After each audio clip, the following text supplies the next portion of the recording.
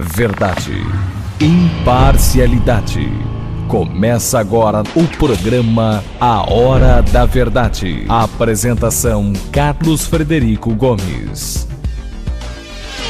Olá, amigo telespectador, estamos iniciando mais um programa A Hora da Verdade na sua TV Mais, canal 15 da Multiplay, e na sua Litoral TV, canal 5 da NET. Eu hoje posso dizer para os senhores que amanheci com vergonha de ser cearense, né?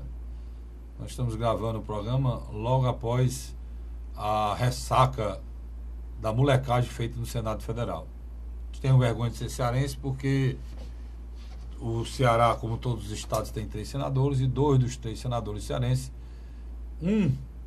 permitiu com que essa molecagem do aumento do Supremo Tribunal Federal fosse feita, e o outro votou, né? Eu estou falando do senador Eunício Oliveira, que não foi reeleito para o Senado Federal, mas é presidente do Senado Federal até o fim do mandato, agora no final do ano, e antes de sair, procurou manchar muito a sua imagem, já muito combalida e destruída. Ele botou em pauta uma votação do Supremo Tribunal Federal de quem ganha mais nesse país. Lembrando que quem ganha menos não teve praticamente aumento, e foi o salário mínimo do ano passado para cá.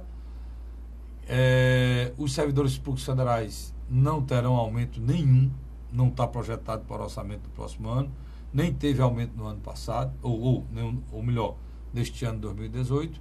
E o pior não é isso não, o pior é a quantidade de pessoas que foram envolvidas nesse processo. Porque vai aumentar o próprio salário dos senadores, que aumenta o teto, dos deputados federais, que aumenta o teto, dos deputados estaduais, que aumenta o teto, de algumas câmaras municipais, que são ligados aos deputados federais, de alguns prefeitos, que também tem a remuneração ligada aos deputados federais ou deputados estaduais, e por aí vai, um efeito cascata terrível. São 5 bilhões aí botando na conta para os outros pagar. Pior de tudo é que a gente fica triste porque quem permitiu que isso acontecesse foi o presidente do Congresso Nacional, o senador eleito por todos nós cearenses, que numa demonstração de total falta de responsabilidade, de dignidade, de caráter, colocou isso para ser votado no apagar das luzes. Triste, senador. Não pode dizer outra coisa. E a minha outra decepção, aí eu estou fazendo decepção com a classe política. Já eu falo em relação à justiça.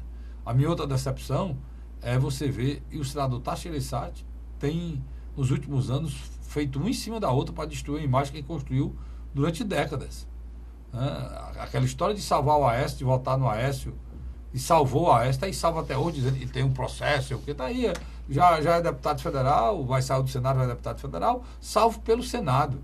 O Senado não permitiu que ele fosse julgado. O Senado protegeu o bandido, pelo que o senador Aécio fez, era um bandido. Foi protegido pelo Senado, infelizmente com o voto do senador Tasso Gereissati. E agora, sem nenhuma justificativa, ele vota nesse aumento para o Supremo Tribunal Federal. E diga-se de passagem, o Supremo Tribunal Federal, que se reuniu e aprovou esse aumento, eles aprovam o aumento deles, por que pareça.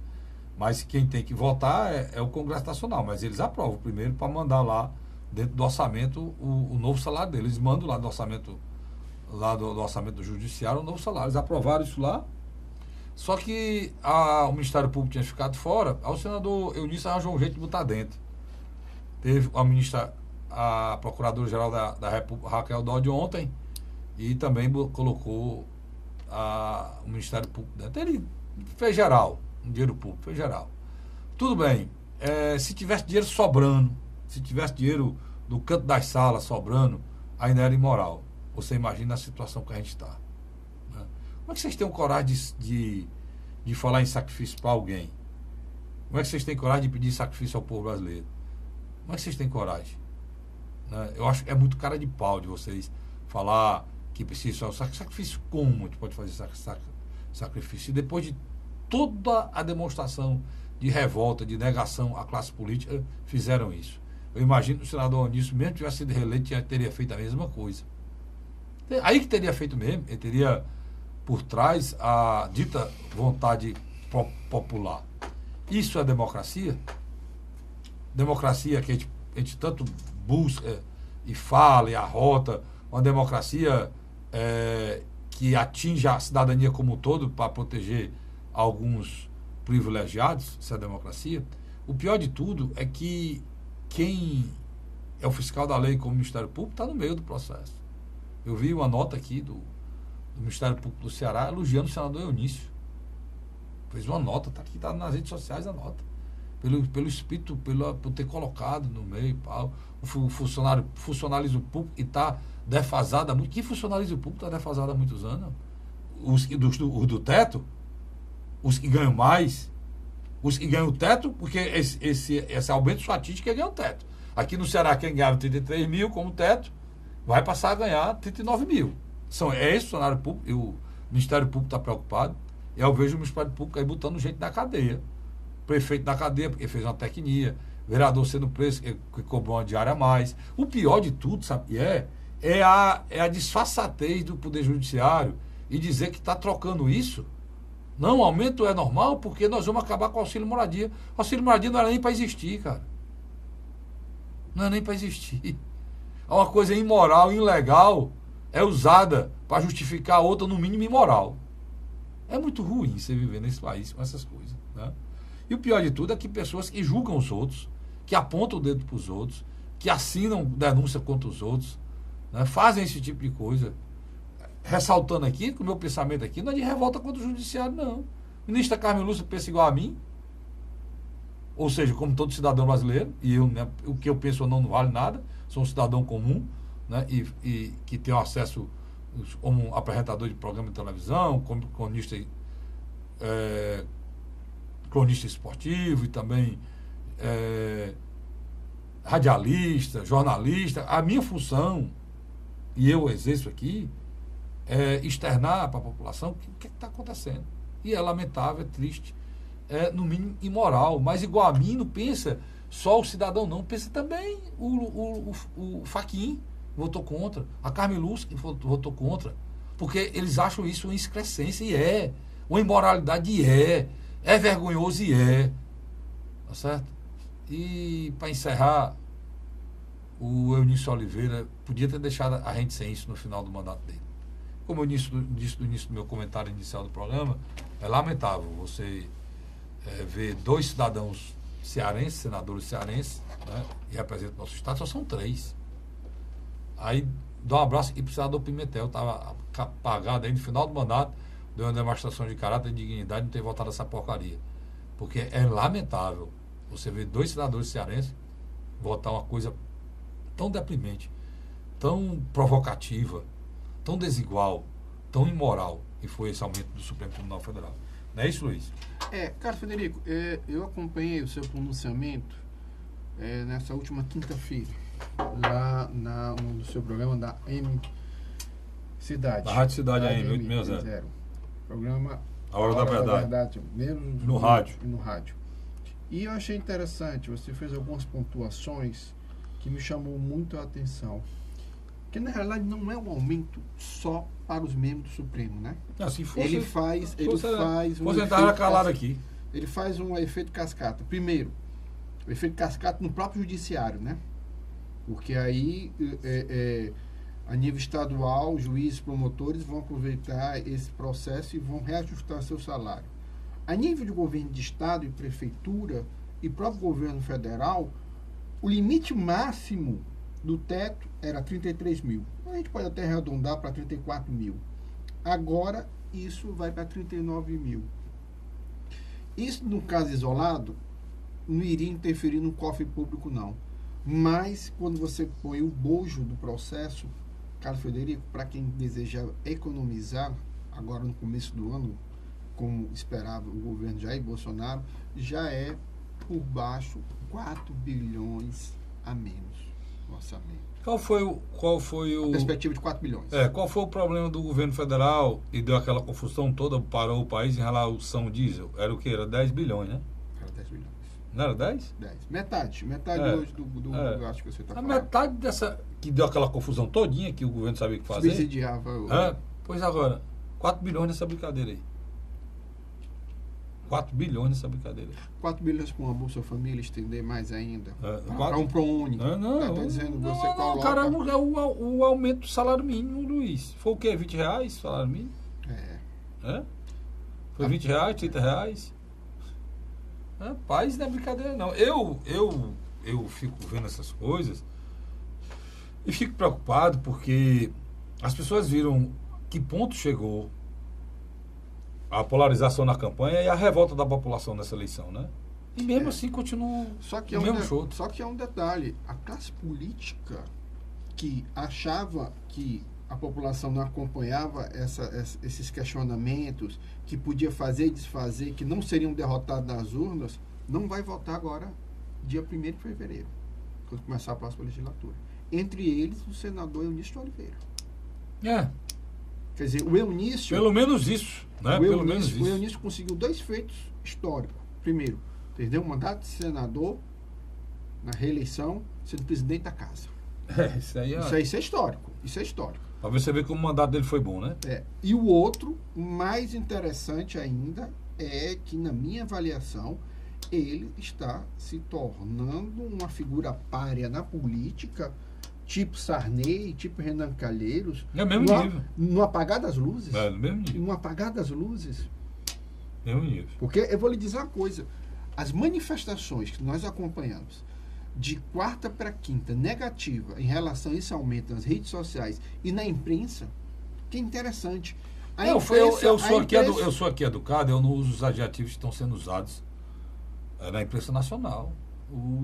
A imprensa nacional, o Bochá chamou ele de canalha, moleque. Chamou de tudo que você puder imaginar na imprensa nacional. Tudo que você puder imaginar. E ainda fez crítica a partidos que alguns senadores que votaram junto com... Porque o PSDB votou em peso, né? E o PMDB votou em peso. Mas alguns, por exemplo, parece que do PDT, dois do PDT votaram, ele fez crítica ao Ciro, como se o Ciro fosse senador. Você tem ideia? Não pode ser como a gente pega leve aqui, né? Em relação aos outros, né? Não, mas na linha de pensamento do Boechat, infelizmente o Ciro sabe que vai sofrer com a bancada da Câmara e do Senado do PDT. Porque quase sempre o que a cúpula do partido orienta a uma média de traição da bancada de 30%. 2 membros do PT também votaram, 2 senadores do PT também votaram esse negócio do aumento do judiciário. Apesar da líder do PT ser senador e ser contra, né? Foi aquele do Acre, O Tião Viana e o do Pará. Quer dizer, e me parece ambos os dois se despedindo do Senado. Todos os dois não foram reeleitos. Então, Carlos... Teve 41 votos. Carlos, A proposta teve 41 votos, por que parece. Olha, 41 votos contra 15 somente, né? Aqui no Ceará só o senador Pimentel votou. Parabéns, ele votou contra. Na sua fala de abertura, você me chamou a atenção de um caso que há muito tempo eu tenho batido em cima. A figura do senador Tasso Gereissati está se desconfigurando. Tasso era visto como um modelo administrativo eficiente.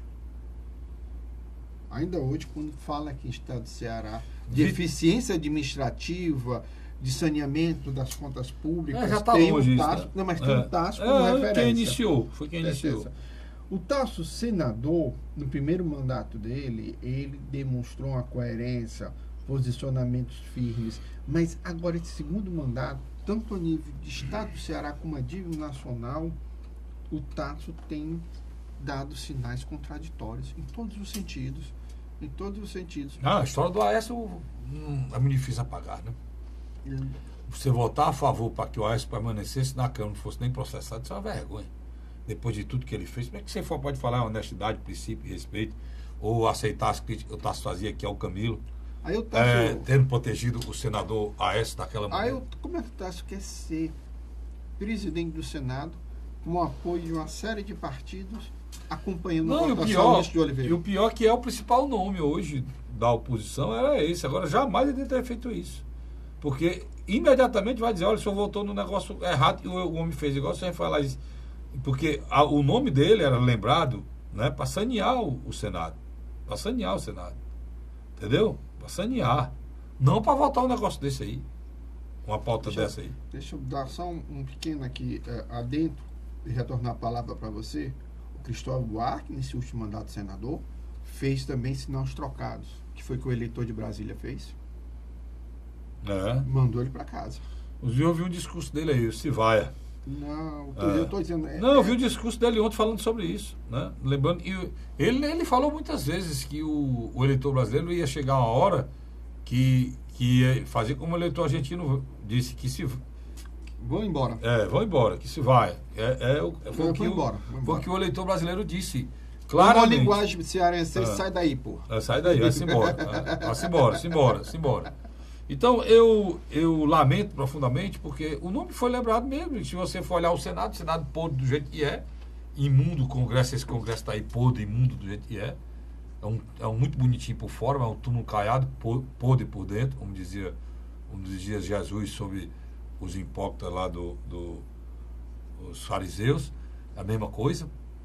Agora você vê o cara que você enaltece como o símbolo de dignidade e restou no Senado, que é o Tássio, que é a bandeira que a oposição está querendo, inclusive com o apoio do Cid, né, levando os 4 senadores do PDT para votar nele. Mais 5 mais 5 da rede. Só o Cid aí está levando 9. Ele fez uma rede, aí veio um negócio desse aí agora. Isso aí, pro último bloco, nós vamos comentar sobre essa questão de Tássio. Inclusive, o líder da rede, a rede é impressionante. A rede não tem deputado federal praticamente, tem nada. Só um. Mas tem 4 senadores, 5 senadores. Não sei como é que pode isso. Você não tem... De onde são os senadores? Você sabe? Não, agora de cabeça não, mas eu posso dar uma olhada. Mas a tendência é o PPS, que elegeu 9 deputados federais, tem 1 ou 2 senadores. Está fechando com a rede, né? A rede, eu acho que eles vão se fundir. Agora, interessante, estão fazendo um processo sem a participação da Marina Silva. Totalmente. Mas a Marina teve presente ontem na discussão dessa história aí. Não. Está mais dela. É ela que está agora correndo atrás. E também parece que o PPS mais livre do Roberto Freire também, né? Roberto Freire foi reeleito? Não. Foi não. Então acho mais livre do Roberto Freire também, né? Que é uma boa para o... Eu acho que é uma oxigenação. Porque... É uma oxigenação. Sabe? Eu acho que muitos desses partidos, Carlos Frederico, vão passar por uma reestruturação necessária. Eu acho que o caciquismo está com os dias contados em relação... Ninguém sabe se surgem outros caciques, né? Mas porque geralmente assim, quando sai um cacique, tem outro querendo virar cacique. O líder... Tem uns filhotes aí de cacique. O líder, esse sempre vai existir na política. Ele se sai naturalmente sobre os outros. Mas o caciquismo é uma questão mais cartorial. Aí eu concordo com você. Eu acho que os partidos, eles vão passar por uma reestruturação. O caso mais emblemático agora é Geraldo Alckmin, que tem um mandato até maio de 2019 no PSDB nacional, é capaz de dezembro já não estar mais no comando do partido. É isso. Agora no segundo bloco nós vamos falar sobre as escolhas para o ministério do presidente eleito Jair Bolsonaro.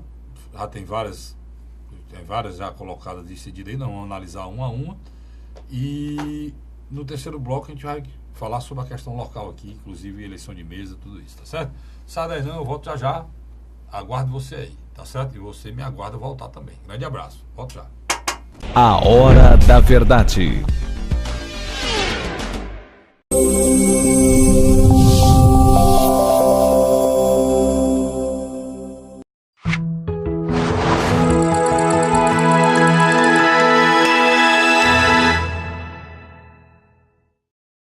A Hora da Verdade. Estamos de volta com o segundo bloco do seu programa, do meu programa, do nosso programa Hora da Verdade, na sua TV+, canal 15 da Multiplay, na sua Litoral TV, canal 5 da NET. Eu estava anunciei no bloco anterior que a gente vai falar agora sobre os ministros. É importante isso aí, porque tem uma coisa... Só um programa que eu quero fazer sobre o ministério. Até agora, o presidente eleito Jair Bolsonaro vem cumprindo a decisão de não escolher por indicação partidária. Por quê? Porque se subtém que o ministro é assim que, independente de Bolsonaro ou não, é assim que deveria ter sido desde o início da nossa república, e é assim que acontece em vários países do mundo, não no nosso, mas em vários acontece, e outros também não acontecem, são iguais ou piores do que o nosso, mas O pré-requisito principal para a escolha de qualquer ministro é competência. Competência, capacidade de trabalho na área que ele vai assumir o ministério. Isso é o pré-requisito natural. Aqui no Brasil, isso não era nem cogitado. Tinha ministro da saúde aí que não sabia da saúde, não sabia nem cuidar da própria saúde, imagine da saúde alheia. O simples pré-requisito dele era o QI, que é, aqui no Brasil, não é grau de inteligência, não. Aqui é quem indica. E teve figuras emblemáticas. Se você fizer uma relação de pessoas incompetentes, desonestas, corruptas, que estiveram nos governos nos últimos anos, pelo simples fato de ter a primazia de um partido indicar, é vergonhoso. Então, uma coisa boa do governo Bolsonaro, que não iniciou ainda, mas na formação desse governo, que até agora ele tem permanecido com essas atitudes de escolher. Tem algumas coisas aí que eu vou discutir aqui, Deus queira que não aconteça. Mas até agora os que foram indicados são pessoas da área, com condições de fazer um bom trabalho na área. Vamos lá. Até agora os escolhidos, né? Alguns a gente já falou aqui o general Augusto Heleno vai literalmente trabalhar ao lado do presidente, né? No gabinete da presidência. O problema ele não vai mais para o Ministério da Defesa. Ele era dado o ministro da Defesa, como o Luiz falou, agora vai o almirante. O almirante deverá ser indicado. O almirante da Marinha. Da Marinha. Esse almirante é da Marinha, redundância, eu fiz aqui. É um quadro da Marinha que vai ser o ministro da Defesa. O general vai para um gabinete próximo ao presidente na área de segurança. Que é de informação, que é o principal, né?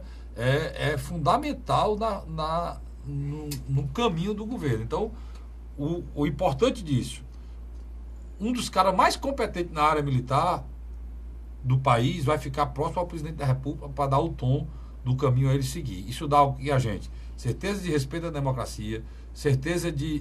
Gabinete de segurança institucional. Não precisa dizer mais do que isso, segurança institucional. Então, a segurança das instituições. Quem vai ser isso? Vai ser um general mais respeitado do Brasil hoje. Depois, no mesmo top do Vilas Boas, que é o comandante do Exército Brasileiro. Porque ele é uma pessoa muito inteligente, um democrata, e respeita a democracia, respeita a Constituição e ao mesmo tempo leva o respeito dos seus pares no Exército Brasileiro. Deixa eu só dizer uma coisa aqui, telespectadores aqui, principalmente aos que não votaram no Bolsonaro. Os militares entregaram o poder a um civil em 1985. Vamos fazer aqui os cálculos rápidos, 33 anos atrás. Todos esses membros que estão assumindo agora perto do Bolsonaro, em sua grande maioria, se viram no período democrático, não se viram no período da ditadura. Ou se adentraram as instituições em cargos inferiores ao que tem hoje. O Exército, na minha avaliação, ou mais especificamente as Forças Armadas, são das instituições mais sérias e mais respeitadas pela opinião pública. Quem tem ainda um apreço da população das instituições brasileiras é o Exército, é a Marinha, é a Aeronáutica Brasileira. Ainda quem tem. E os bombeiros já estão perdendo, mas antigamente eram os bombeiros, os Correios e as Forças Armadas. Então, os Correios se acabaram, os bombeiros estão bem, e agora quem mantém o nível é as Forças Armadas. Um dado importante aqui, que eu estava prestando atenção e vou lhe chamar a atenção, é que ontem Lorenzoni é de qual partido? Do DEM, não? Do DEM. Só que há um detalhe. A nova ministra da Agricultura também é do DEM. Tereza Cristina também é do DEM. Quer dizer que os democratas estão sendo colocados no centro do poder. E vamos fazer de um por um. A gente falou do general Heleno, CSI, o onde Lorenzoni é do DEM. Já falou, não é um cara que confiava, porque confirmou que recebeu Caixa 2, mas você não vai conseguir no Congresso Nacional um membro do Congresso Nacional que participou nesses últimos anos ileso, com limpeza total, não. E para poder fazer esse meio de campo tem que ser uma pessoa que conheça o Congresso, ele conhece. Vai ter problema também, ele conhece o Congresso, mas não tem nenhuma ascendência sobre a Câmara ou sobre o Senado. Quem vai dar essa ascendência a ele sobre o Senado vai ser o próprio cargo. Aí o cargo é que vai dar essa ascendência a ele sobre fazer o meio campo com o Senado Federal. Mas a gente já falou do general Heleno, não precisa discutir, é o melhor nome que podia ir para o gabinete Segurança de segurança institucional. Parabéns, Bolsonaro. O Bolsonaro agora, depois a gente fala do Moro, é mais demorado. O Bolsonaro agora, o Luiz colocou, já que está falando do DEM, mais o senador do DEM. Mais essa senadora do DEM, importante, é mulher. E já questionavam ontem essa questão do Brasil que virou uma praga, esse negócio de sexo, né? Cadê a mulher? Rapaz, isso é uma coisa de competência, isso é uma coisa já falei isso 1000 vezes no Brasil, é preciso que as pessoas entendam isso, né? Sabe por que nós não temos mais mulher no Senado e na política? Porque não participa, pô. Se a mulher quiser participar e for, ela vai participar. Pode dar um exemplo para vocês hoje. Há mulheres que quiseram se formar, estudaram mais nesse país. Hoje, Luiz, toda e qualquer empresa tem mais mulheres formadas do que homens, cara. Você tem um exemplo de casa. Isso é estimativa. Tem um exemplo de casa. Né? Você tem duas filhas que todas as duas são formadas, todas as duas estão no mercado. Um advogado e outro economista. Tem meu filho também que é formado. Mas eu estou dando um exemplo aqui, claro, de que quando as mulheres buscam... Agora, as mulheres talvez porque a política é uma coisa muito suja e muito enraizada com homens, elas não querem participar. Aí fica essa brincadeira de cota, não sei o que, sei o que. Então, não foram felizes. Já criticaram o ex-presidente por ele botar mulher. Agora tacou a mulher no Ministério da Agricultura, que é uma coisa inédita na história do pai. Parabéns a ele por isso. Mas não foi porque o presidente quis botar a mulher, não. Porque a mulher foi indicada pela competência dela. E uma competência de quem... Ela trabalha lá no Congresso há muito tempo, é deputada federal e foi reeleita. Ela trabalha há muito tempo representando a agroindústria brasileira, representando o agronegócio brasileiro. Ela é a Cátia Abreu, outra que era vice do Ciro, que trabalha na mesma área também, com o mesmo pensamento. Foi ser vice do Ciro. E agora essa é a nova ministra da Agricultura escolhida. E parabéns aí, porque foi uma indicação não do DEM, discordando de ti. Foi uma indicação da bancada do agronegócio. Não, mas o interessante é que o DEM está adentrando... Mas a maioria da bancada do agronegócio, meu irmão, coincidentemente, é do DEM. É do DEM e do PP. Pronto. PP. Mas é interessante isso.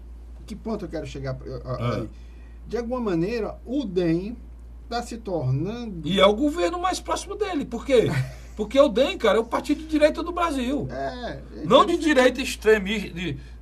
da extrema direita. Não, você está certo. Mas o único partido que tinha ideologia mais ou menos de direita no Brasil era o Democrata. É esse ponto que eu quero dizer. É um partido que, na minha avaliação, deverá fazer no Senado e na Câmara aquele papel de mediador tradicional. Porque, literalmente, o que acontece? O Bolsonaro, quando chegou ao poder, por méritos próprios, mas não tinha uma equipe preparada. Isso é uma grande verdade. Ele vai ter que recrutar velhas raposas para uma nova história, infelizmente. Pronto, o nome da ministra, para encerrar, é Tereza Cristina, deputada federal, é a nova ministra da Agricultura. O outro ministro que não tem o que retocar, não sei quem olha, tem a visão política, não tem a visão cidadã, é Sérgio Moro. É dizer o quê? Que o Sérgio Moro não é para ser... não tem competência para ser ministro da Justiça, é o juiz mais emblemático do Brasil, é o juiz mais emblemático da América Latina, é o juiz que mais dá palestra no mundo, é o juiz mais respeitado e requisitado hoje no planeta, é Sérgio Moro, pelo combate à corrupção no Brasil, que pelo tamanho da corrupção que fizeram, ficou o tamanho do Moro. Porque parece, o tamanho do Moro é do tamanho do roubo que houve no Brasil. Ele só é importante, só é lembrado porque ele conseguiu, na Lava Jato, devolver 11 bilhões devolvido já aos cofres. Comprovado. Fora o que tem aí para vir, 11 bilhões devolvido já. Dinheiro que já foi devolvido, estava lá fora e veio para cá. Pro Brasil, a Petrobras recebeu não sei quanto. Só o Sérgio Machado, que assiste filme à tarde, devolveu mais de 1 bilhão.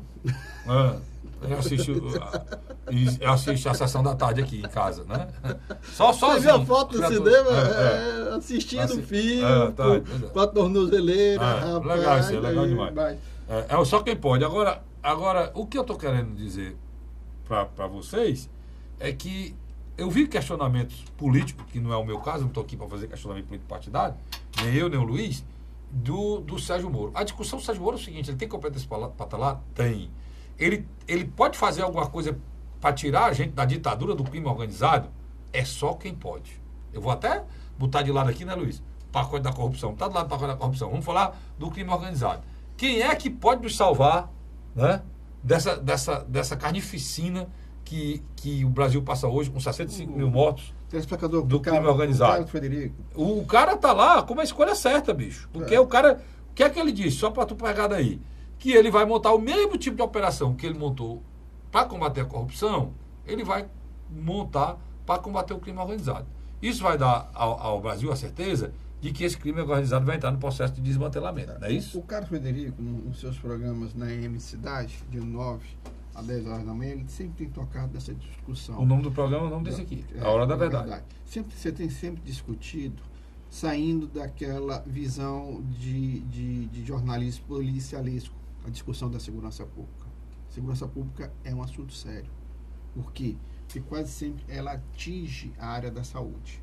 Primeiro, as vítimas da violência, ou por arma de fogo, ou por arma que eles chamam lá, tipo faca e outros Arma branca. Arma branca, espancamento. A questão da violência psicológica. Muitas pessoas saem de casa de manhã cedo, mesmo retornando para casa, tem a sensação do pânico. Não, Luiz, se tu for falar, não. A violência atinge todas as áreas. Atinge até uma casa. Uma pessoa hoje recebe a Casa Minha Vida e é colocado para fora pelo bandido. Hoje o seu nome está lá na lista para receber e ele não vai receber. Ele vai receber da lista do bandido. Em Fortaleza, você tem uma ideia? Então, atinge todas as áreas. A saúde, a educação. Hoje o crime organizado está dentro das escolas. Os professores têm medo de dar aula. Tem. Então, atinge todas as áreas. Você hoje pega uma pessoa num bairro X e diz, fulano, eu falei com o médico, ele vai lhe consultar no posto de saúde. Ele disse, não posso, que é num bairro vizinho. Como eu moro nesse bairro aqui, se eu passar para lá, eles me matam. Pronto, atinge. Então eu tenho que ir para um posto mais distante da minha casa. Quer dizer, cara, isso é um absurdo. E o que o governador Wilson Itz falou na Globo News, ele tem razão. Ele tem razão. Essa história de um rapaz estar usando um porte de uma metralhadora, ele não está ali literalmente para passear. Pior foi a discussão lá, a discussão imbecil, né, que foi colocada. Junto com o meu amigo sociólogo presente lá, que eu tive vontade de dizer, rapaz, isso é brincadeira. Quer dizer, quando o policial recebe um tiro... Não, porque a discussão é o seguinte, se você está armado com uma metralhadora na mão, você está com uma coisa que é perigosa, que abate os outros. Então, o que algumas criaturas querem é que o policial só pode atirar naquele cara com a metralhadora... Se ele reagir. O que eu discuto, Luiz, aí é que eu discuto, né? Que você pode atirar nessas pessoas. Mas você pode, como é um atirador de elite, né? Ele estava falando, você pode ir em busca de um tiro cirúrgico que tire ele do combate, mas não retire a vida. Ele já deu exemplo quando ele era juiz, que alguns policiais fizeram isso, e ele literalmente ficou do lado do policial. Então pronto, eles usam uma palavra muito forte, que chama abater. E abater é como se você abate um bode, você abate uma galinha para comer. Tá? Essa palavra abater é errada. Você pode falar num tiro estratégico para retirar de circulação aqueles indivíduos que estiverem armados com fuzil. Entendeu? Eu acho que é isso aí. E tem como ser feito isso perfeitamente. Se você dá um tiro no braço de uma pessoa com arma pesada, ela não mexe o braço, não segura nunca mais um fuzil. Mês passado... Agora, isso é preciso ser discutido. Agora, mês passado em Belém, se não me engano, Belém ou Manaus, 3 indivíduos invadiram um banco, colocaram as pessoas como refém, fizeram um cinturão. Os atiradores de elite eliminaram os 3 sem atingir ninguém mais do que eles. E a população... bateu. Eu vi isso aí, acompanharam o cortejo dele. Isso vai acontecer. O que é que está acontecendo? A questão da violência chegou num limite total. E parece que as pessoas botam sempre a política acima das coisas. Até fiz um vídeo, Luiz, no YouTube falando sobre isso. Parece que é o seguinte, a eleição é uma grande brincadeira, né? Passa a eleição e diz, rapaz, aquilo ali foi da eleição, pode falar mesmo isso aí, você tem que acabar com isso, rapaz. Eleição é uma coisa séria. Já a terceira vez que eu falo isso aqui. Tem que acabar com isso, que eleição é uma coisa séria. O que se fala na campanha, nós vamos cobrar aqui. Eu vou cobrar aqui. O que foi dito. Não aquela molecagem que foi essa campanha quase toda, foi uma campanha imunda, nojenta, que dá nojo. E a coisa tão séria que dividiu, criou inimizade. Filho deixou de falar com mãe deixou de falar com filha.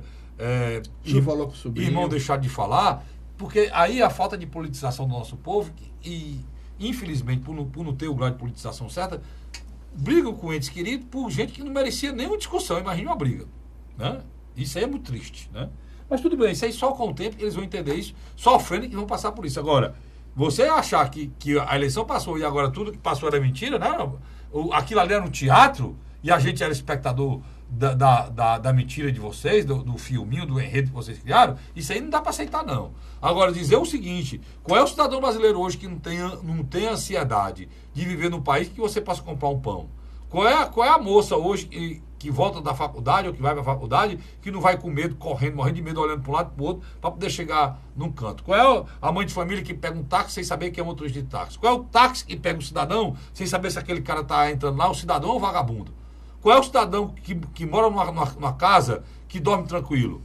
Quem ainda dorme mais ou menos é quem dorme num apartamento trepado, cheio de segurança. Qual é o dono de restaurante hoje que não está dentro de um shopping center, que é obrigado a pagar segurança privada, porque senão os clientes não vão... Qual é o comerciante hoje que tem a tranquilidade de ser assaltado, não tem a obrigação de pagar... Isso, inclusive, foi falado pelo juiz Moro. Então, hoje entrou lá, está lá, dirigindo o Ministério da Justiça, que volta a ter o comando da Polícia Federal, ou porque o Temer separou o Ministério da Justiça e criou o Ministério da Segurança Pública. O Ministério da Segurança Pública, não sei se sumiu, não, se ele foi fundido, agora é o Ministério da Justiça e Segurança Pública. Exatamente. E o homem é o Moro. E ele sozinho vai indicar o diretor da Polícia Federal, sem influência do presidente da República. Essa é a primeira vez nessa história que quem vai indicar o diretor da Polícia Federal é o Moro, juiz. O ministro. Vai ser o ministro da Justiça. Porque geralmente essa decisão era do presidente da República. Com interesses subterrâneos. A história de comandar, né? De comandar, de ter a força, de ter o poder. Vou impedir que alguém fosse preso, né? Porque o Ministério Público e a Polícia Federal. O comandante da Polícia Federal hoje, ele tem não só o poder de investigar, ele tem o poder hoje de investigar, de denunciar. Ele não tem de investigar, mas tem ele não tem de denunciar, mas tem de investigar. Carlinhos. Antigamente o poder de investigação e denúncia era só do Ministério Público. Agora a Polícia Federal tem o poder de investigação. E ela pega, investiga, manda para o Ministério Público, denuncia e manda prender, e o juiz manda prender e a Polícia Federal executa a prisão. Enquanto você está fazendo essa sua fala, nessa última quinta-feira, a Operação Lava Jato desmontou mais um braço do esquema do Sérgio Cabral no Rio, né? Rio de Janeiro. Deputados estaduais foram presos lá, vários deputados estaduais foram presos. Alguns até que foram reeleitos, quer dizer, que não passaram, que não foram reprovados pelo... E alguns, Luiz, até que ia participar do governo desse novo governador. Wilson Witz. É um deputado estadual. Ele estava, inclusive, na equipe de transição dele, infelizmente. Infelizmente, né? É um ponto negativo. Mas eu acho que o juiz Wilson Witz poderá rever isso também, porque é difícil ali no Rio de Janeiro, é uma situação complicada. Agora, o que eu estou querendo falar aqui, para mim, foi a escolha corretíssima do juiz Moro. O Moro dá ao... Não, foi escolha corretíssima do presidente Jair mas também Bolsonaro. do juiz Moro. Porque muita gente criticou a decisão dele de sair. Ele disse uma coisa muito certa. Ele está tentando, com isso, garantir que o combate à corrupção continue, mas que também haja o combate ao crime organizado. E eu não vejo ninguém no país com vontade de combater o crime organizado. Que é isso, Castilho? Não vejo com coragem. Carlinhos, eu vou... Coragem! O juiz Moro está se colocando, porque ele já está ameaçado de morte pela corrupção, agora ele está se colocando para colocar a vida dele para enfrentar uma coisa muito séria, pessoal, para essa brincadeira, que é o crime organizado. E graças a Deus que ele foi para aí. Graças a Deus que ele foi. Porque vai nos dar, Luiz, a esperança. Estou dizendo que não vai dar certo, não. Vai nos dar a esperança que o Brasil não vai se conformar com 65 mil assassinatos anuais. E eu acho que é o cara certo no lugar certo. Isso é a guerra civil. Isso é o cara certo no lugar certo. E aí, vocês, me perdoem, vocês do PT, que só se preocupam. Agora, todo dia, de novo, a mesma pauta é a prisão do Lula, é Lula. O Lula é uma pessoa. Nós estamos falando de milhões de pessoas que no vai Brasil. ser julgado agora em novembro.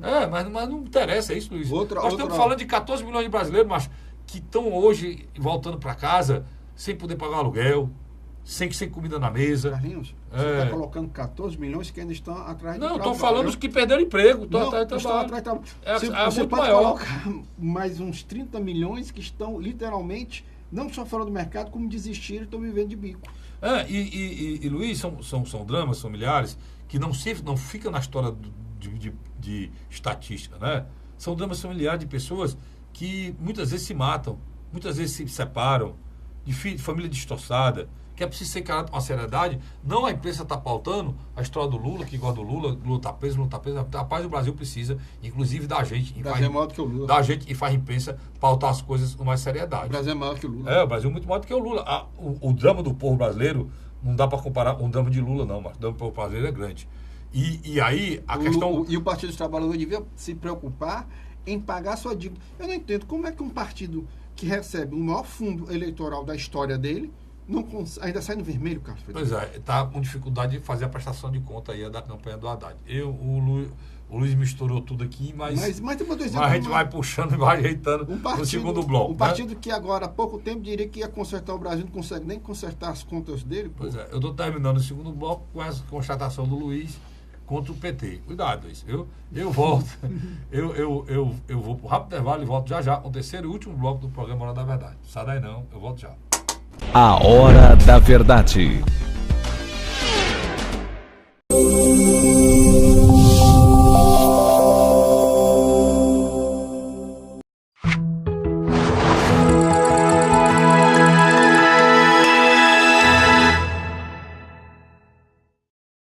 A Hora da Verdade. Estamos de volta com o terceiro e último bloco do programa A Hora da Verdade, na sua TV mais canal 15 da Multiplay e na sua TV Litoral, ou Litoral TV? Ou é TV Litoral, Luiz? Litoral TV. Litoral TV. Você aprendeu. Você aprendeu, né?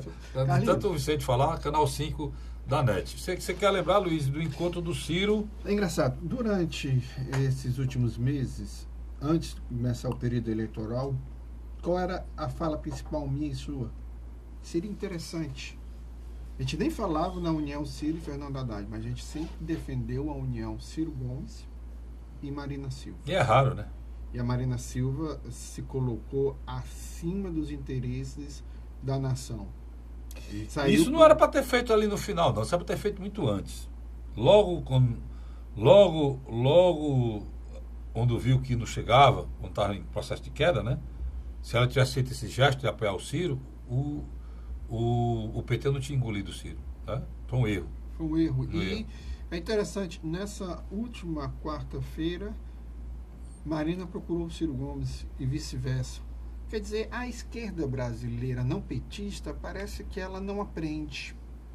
Ela ainda traz alguns equívocos de leitura. Eu vi uma entrevista do Ciro dado ao nosso amigo, companheiro, lá no aeroporto aqui de Fortaleza, Eleomar de Lima, seu amigo. Nossa. Mais do que eu, a mim, só como admirador, né? Não tenho amizade com o Eleomar, mas como admirador de muitos anos que eu acompanho.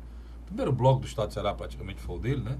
Eu que tenho um blog do Cássio. O maior do Nordeste. Blog do CássioFelipe.blogspot.com. O blog do Eleomar é o maior do Nordeste. É o maior do Nordeste, é importante porque ele é atrelado a um jornal, né? Então facilita muito a vida dele, né?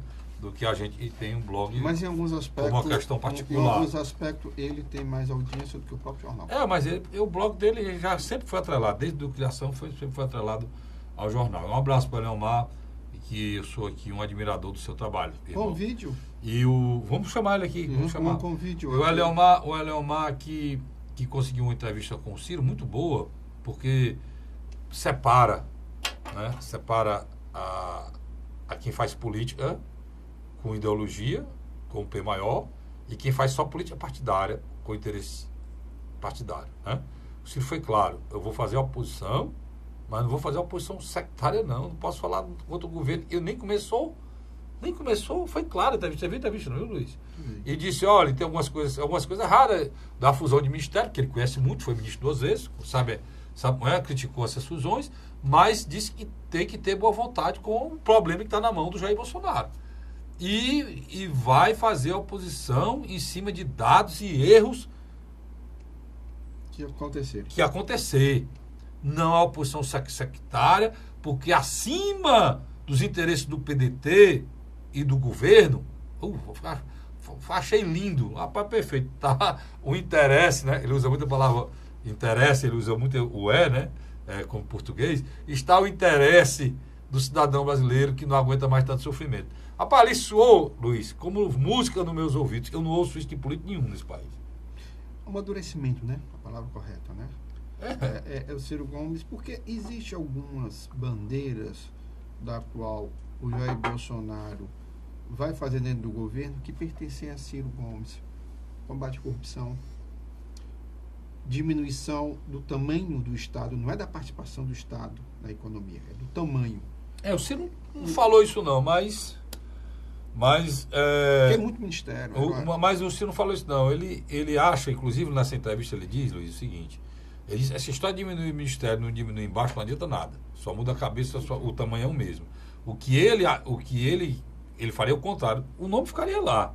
Agora, a estrutura desnecessária ia ser retirada. Mas nesse Na reforma dele era isso aí. Mas nesse aspecto, o Jair Bolsonaro está trabalhando nos dois aspectos. Se ele fizer as duas coisas, aí é o céu.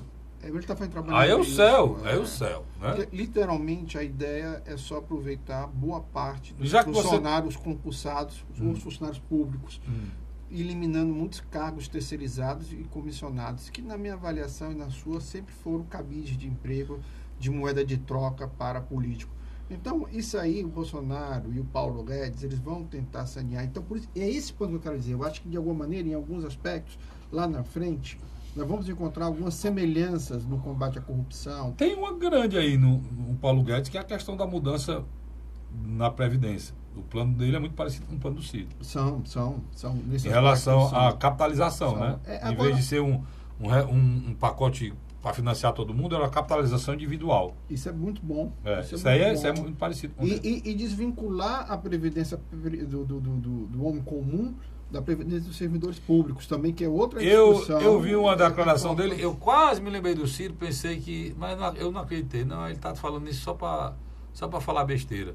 Mas aí ele desconsiderou, falou até, e o próprio Bolsonaro teve que ir para a imprensa para dizer, olha, eu não estou acostumado com vocês. Aí falo, o Paulo Guedes disse várias vezes que não é possível o Brasil continuar gastando 100 bilhões por ano só de pagamento de serviço do juros da dívida. E era o que o Ciro falava sempre. Só o Ciro falava, só ele tinha coragem. Por isso, um dos motivos que ele foi derrotado foi que o mercado foi para cima do Bolsonaro, ajudou o Bolsonaro no que pôde. E prejudicou o Ciro no que pôde. Por quê? Porque o Ciro dizia que isso é uma excrescência. Se a gente arrecada 2 trilhões e pega metade dessa arrecadação, metade dessa arrecadação, e entrega só para serviço da dívida, é só uma loucura. 500 bilhões é só para o serviço da dívida. Isso é o que foi gasto foi dado ao povo europeu depois da Segunda Guerra. É um plano Marshall. É a palavra do Paulo Guedes, não é minha, não. Estou até só replicando.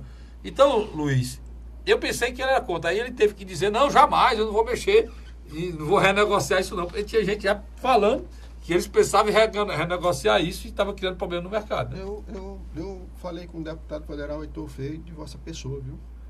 Eleito pelo Partido Social Liberal. Se o deputado Heitor Freire bateu a foto dentro do avião, indo para Brasília, aí na foto a figura que estava atrás dele era o Ciro. E ele foi mais visto, o Ciro foi mais visto do que ele na foto dele. Foi bom, ele foi inteligente.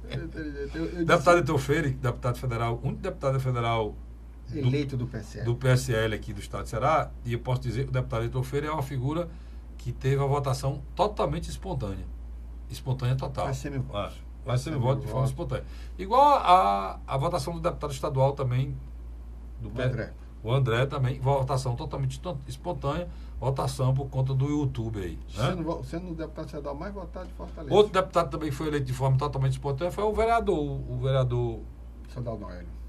Soldado Noélio, mas o vereador dos animais, dos gatinhos, o Célio Studat. E dos cachorros, o Célio Studat, que é uma coisa muito maluca num país que as crianças passam fome. O delegado Cavalcante também tem uma votação espetacular. Mas aí é mais lá no rumo mas o Célio Studat tinha uma votação espetacular, teve para vereador e teve para deputado federal, mostrando, como eu falo sempre aqui, a desigualdade no Brasil, que é violenta. Né? Quantos votos ele teve? 200 mil votos. O Célio Studat? 200 mil votos. 200 mil pessoas em Fortaleza estão preocupadas com os cachorros e os gatos. Ou seja, são pessoas que têm a vida resolvida. São pessoas que moram em apartamento, que têm o seu carro, que têm a sua alimentação, que vivem no shopping, que têm a vida resolvida. Porque as pessoas pobres, ou de classe média, elas estão preocupadas com os hospitais que não funcionam, com as crianças e voltam com febre do posto de saúde, se a oportunidade de tomar um antifebril. Mas, Carlos... E isso, cara, me dá um desgosto muito grande. Isso é normal acontecer aonde? Onde é que acontece isso, Carlos? Na grande democracia do mundo, cara. O cara diz assim, olha, eu vou ser o cara que vai resolver o problema dos pubs. Pub é os bares lá da Inglaterra. Porque eu quero que eles funcionem mais 2 horas. Um bocado de gente que acha que isso é importante, vota neles. Porque ele não tem problema. Ele não tem problemas essenciais. Essenciais sociais. Nós estamos aqui, para você ter idade, o grau de desigualdade dessa cidade, do estado de Ceará.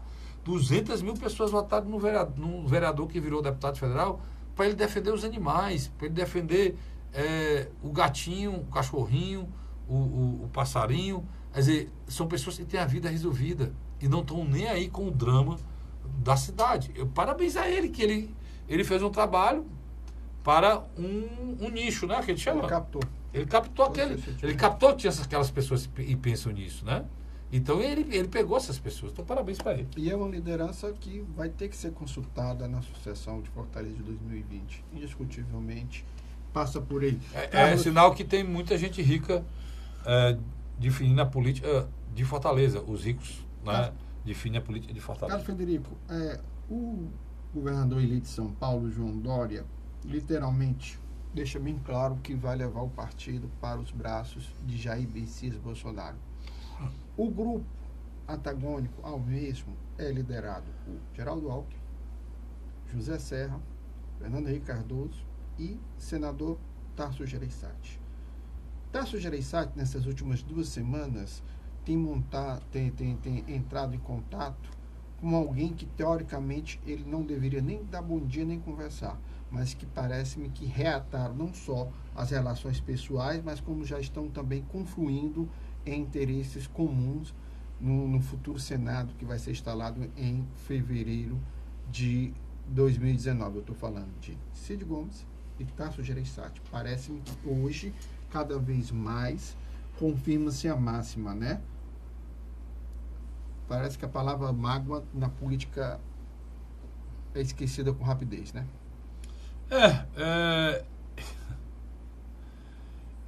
Eu acho engraçado o seguinte, você fala neles, eu me lembro do outro, só falou de 2 ex-governadores, né? Eu lembrei do Gonzaga Mota, né? E disse que a política é dinâmica. Ela é mais do que dinâmica, ela é impossível de ser entendida, né? Uma coisa que era quase um problema mortal, não era, Luiz? Uma mágoa intransponível, já está deixada de lado, os interesses se juntam, né? Os interesses são o mesmo, aí a política é assim, e aí vai ser assim a vida toda, né? E na minha avaliação isso é um perigo, porque de alguma maneira o que está acontecendo? O senador Tasso Gereissati sai dessa eleição menor do que quando ele entrou. Em que sentido?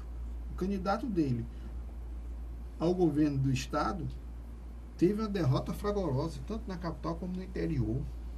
Um candidato que mal conseguiu atingir 2 dígitos, teve 11% dos votos válidos em todo o estado. Qual a avaliação que tu faz disso aí, Luiz? Como também a candidata ao Senado, a Mayra, se o Tasso tivesse saído mais ao lado da Mayra, percorrido o estado do Ceará, ou gravado vídeos para redes sociais, eu acho que o Luiz Eduardo Girão hoje podia até ter sido eleito, mas era capaz de a terceira colocada não ter sido Eunice de Oliveira, mas ter sido a própria Mayra. Então, o que é que eu vejo? Eu vejo que Tasso Gereissati deixou em frangalhos o partido dele, o PSDB, a nível estadual, deve estar se retirando do PSDB a nível nacional, e literalmente eu acredito que é uma questão de tempo para que ele retorne aos braços dos irmãos Gomes, Ciro e Cid. E deixe essa aliança branca com o Camilo Santana. Porque, rapaz, é inadmissível. O Tasso fala de oposição enquanto um homem de confiança, de sua restrita confiança, Maia Júnior, se não for o secretário mais importante no final desse primeiro mandato de Camilo Santana, e provavelmente no segundo mandato de Camilo Santana. Isso deixa uma sem pulga atrás da orelha, né? Não, isso não seja sem pulga, não. Deixa isso aí, literalmente. Isso deixa sem pulga atrás da orelha. Mas a gente falou aqui antes. Era uma contradição. Porque botaram uma pessoa para ser candidato totalmente fora de processo, totalmente fora de... Pessoa que não era ligada ao Estado do Ceará, não conhecia o Estado do Ceará. Uma coisa louca. Não tinha ligações. Eu evitei até de comentar, Luiz, porque é triste. Mas é um homem sério. Lamentar essas coisas do senador Tasso. Isso vem desgastando um cara que tinha um apreço, uma reserva moral grande no Estado do Ceará, vem se desgastando. E pior que tem gente que comprou todas essas brigas, né? Tem gente que comprou todas essas brigas. Mas está sem mandato agora. Tem gente que comprou todas essas brigas. E vai ficar sem mandato. O senador Tasso está aí agora. Com a possibilidade de ser presidente do Senado. Seria bom para o Senado Federal? Seria. Seria bom para o Nordeste? Seria. Para o Ceará? Seria. Acho que é por isso que o senador está encampando essa luta pelo Nordeste, pelo Ceará, porque é fundamental para que a gente não seja totalmente discriminado no governo que tem tudo para discriminar o Nordeste. Eu não sei se vai acontecer, mas pelo menos se for olhar quem não votou nele, né, Luiz? Aqui o Estado do Ceará, 70% dos votos do Estado do Ceará, no primeiro e no segundo turno, foram para Haddad. Então, esse movimento dos senadores do Nordeste, encampado pelo senador Cid Gomes, e, por sinal, nem chegou lá, já está articulando, está sendo muito respeitado lá, né, Luiz, no Senado. Esse movimento é de quem está tentando se salvar diante porque o Senado é o Senado, diferente da Câmara. Ele tem assim uma função que representa os estados, né? Os senadores são representantes dos estados. Então, no Senado é que é alocado recursos para os estados. E o presidente do Senado, sendo um homem nordestino, cearense, e chegando lá pela oposição, um ponderado como é o Tasso, seria muito importante, né, Luiz? Mas as chances pequenas. Não, mas eu acho que aí, na minha avaliação, o que o Tasso está construindo junto com o Cid Gomes é a sua porta de retorno, tanto a base governista. Tasso não tem perfil de oposição. Não tem. Com o Cid, a base governista tem como, mas o Cid... Do Ceará. Da base governista do Ceará. A nível nacional, perdão, a nível nacional, eles estão se unindo.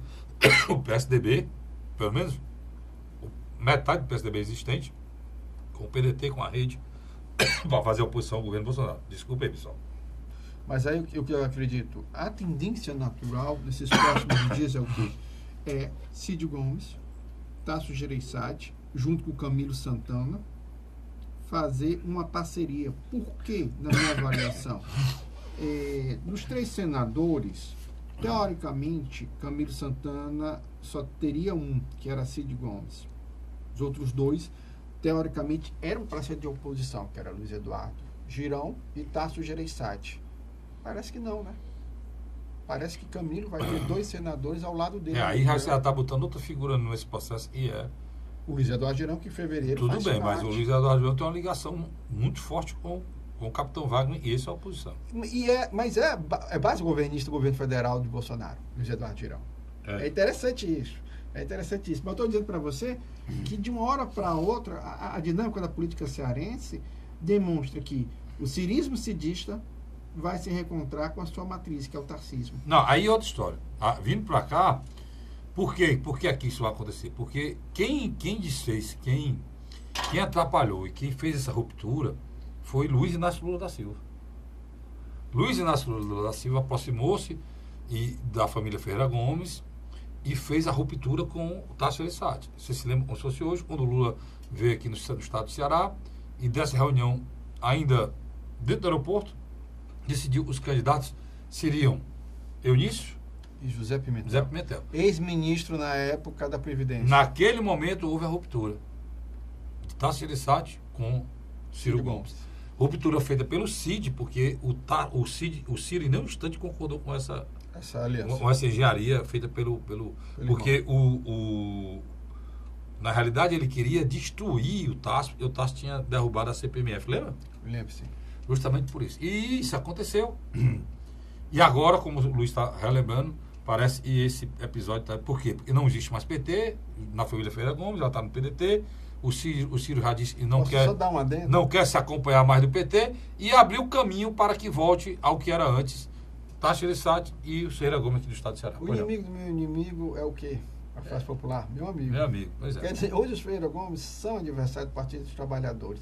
O Tasso é adversário do Partido dos Trabalhadores. Isso a Então, nível nacional. Leia-se aqui no Ceará, Cid Gomes e talvez Tasso Gereissati vão apoiar e muito o governador Camilo Santana, mas o que é Camilo- do PT. Mas o Camilo Né? transcende o Partido dos Pega Trabalhadores. na minha mão, que acabou o tempo, viu? Acabou o tempo. Obrigado você, assinante. Obrigado pelo carinho. A gente volta na próxima semana, se Deus quiser, mais um programa A Hora da Verdade. Tá lá.